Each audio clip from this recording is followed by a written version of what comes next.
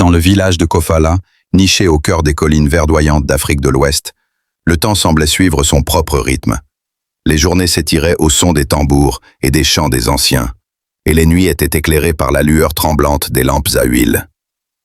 Le village vivait au rythme des rituels ancestraux, où chaque arbre, chaque rivière, chaque pierre semblait habitée par les esprits des ancêtres.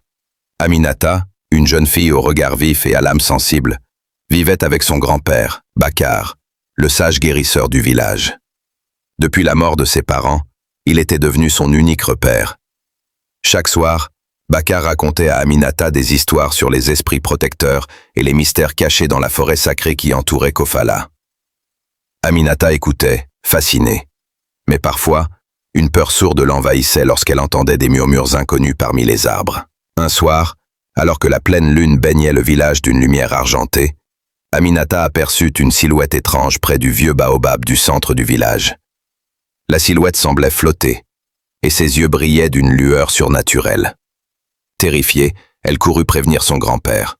Bakar, loin de paniquer, prit son bâton et l'entraîna dans la forêt. Là, il révéla à Aminata un secret que même les anciens du village n'osaient murmurer. « Cette apparition, ma fille, n'est ni un fantôme ni un esprit malveillant. C'est l'âme de ton père.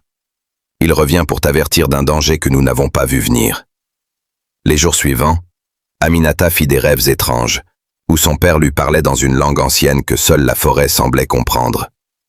Chaque message était un indice pour protéger le village contre un mal imminent.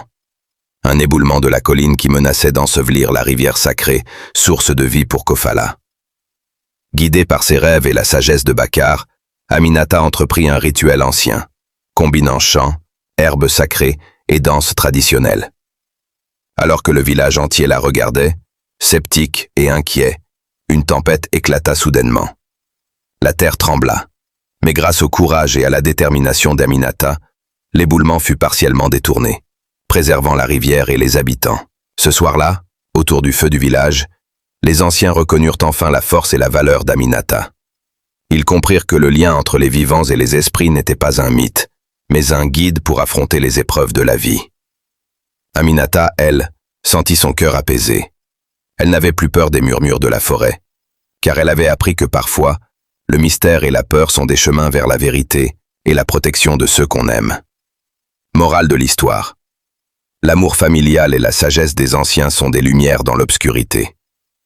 Même face à la peur et au mystère, il faut écouter son cœur, respecter les traditions et faire preuve de courage pour protéger ceux qui nous sont chers. Les liens invisibles, qu'ils soient spirituels ou émotionnels, peuvent nous guider vers des vérités plus grandes que nous-mêmes.